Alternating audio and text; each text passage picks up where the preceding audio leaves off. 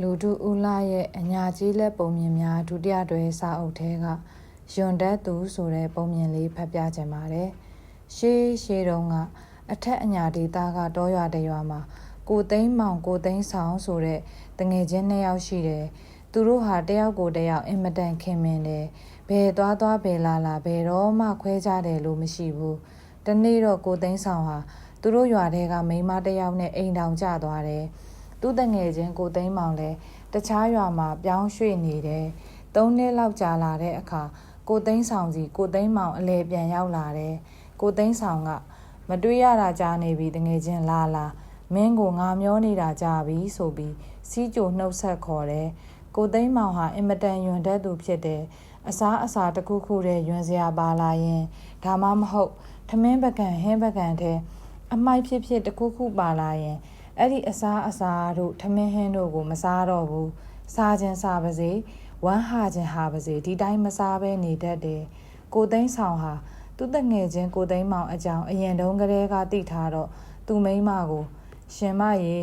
ငါတငယ်ချင်းကတော့နေရာတကာမှာယွန်တတ်တယ်ငါတို့ကိုခင်လို့သာသူအခုလာတာကွဒီတော့ငါတို့ကသူ့ကိုတန်းရှင်းကျွေးမွေးမှဖြစ်မယ်ထမင်းဟင်းကိုကောင်းမွန်ချက်ပြီးတဲခင်းကျွေးမွေးတော့လေဟန်ရပန်ရလောက်ကွာလို့အရင်တိုးသတိပေးပြီးမှအိမ်ရှိအခန်းမှာသူ့တငယ်ချင်းနဲ့ရှေးဟောင်းနှောင်းပြစ်တွေကိုအားရပါရပြောနေကြတယ်ထမင်းကျက်လို့အိမ်သူမယားကဖွဲရတဲခင်းကျွေးမွေးတဲ့အခါ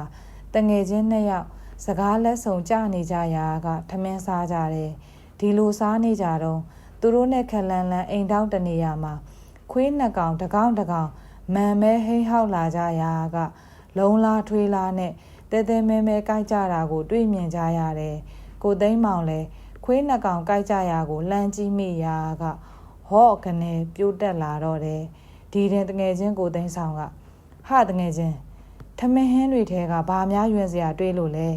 မင်းအเจ้าငါသိလို့ငါမိန်းမကိုထမင်းဟင်းချက်ရင်တန်းရှင်းဂယုဆိုင်ချက်ဖို့မင်းရောက်လာခြင်းပြောထားတယ်မင်းဘလို့ဖြစ်တာလဲလို့မေးလိုက်တယ်ထမင်းတို့ဟင်းတို့ထဲကဘာမှမတတိစရာမပါပါဘူးတန်းရှင်းနဲ့စားခြင်းစပွဲတွေကြီးပါပဲအနံ့ရောအရသာပါကောင်းပါတယ်ဒါပေမဲ့ခွေး2ကောင်ကြိုက်ကြရာက